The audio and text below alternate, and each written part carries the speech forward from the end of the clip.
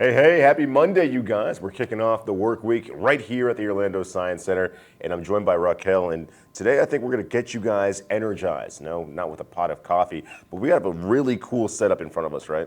Yes, absolutely. So today we're going to be talking about circuits. So I'm going to explain to you guys how a simple circuit works. So I'm going to model it with our energy stick right here. Maybe you guys have seen these before, but what I'm going to show you is when I hold one side, nothing turns on. But if I hold the other side, what do you think is going to happen? We might get some lights. Let's see. Let's see. Ready? Lights All and right, sound. yeah. So what's happening is electrons are running through my body, which is going to be conductive. If you want to try it right here, Watch I it have not water work. running through me. Yeah, hopefully you have that running through you. And it works right there. So essentially we're just closing the circuit. What I can also show you is a paper circuit, something you guys can make at home.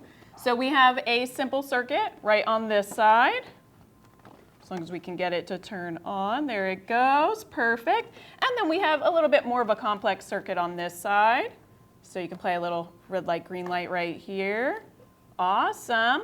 And if you guys want to look at the back, what it's showing us is just all the different things that we can put together to create these paper circuits. So we have nylon tape, which is going to be a conductive material. We have a battery, a coin battery that we are using, and some LED lights. So the battery works as an energy source, right? Yes, But absolutely. what exactly does the nylon tape represent? So that nylon is going to have that conductive material. You can also use tinfoil or other conductive things at home so that electricity, those electrons, can run through the whole course. Okay. And what exactly is a closed circuit versus an open one? Awesome. Yeah. So as we saw with the energy stick, if you have it open, it doesn't really give that path for it to run through. If it is closed, the energy can run right through and it has a path for it to run. Sweet. So how does this one work a little bit different from this one? This one I'm pretty proud of. So you can use paper clips, which is also a conductive material, as long as they are the metal paper clips.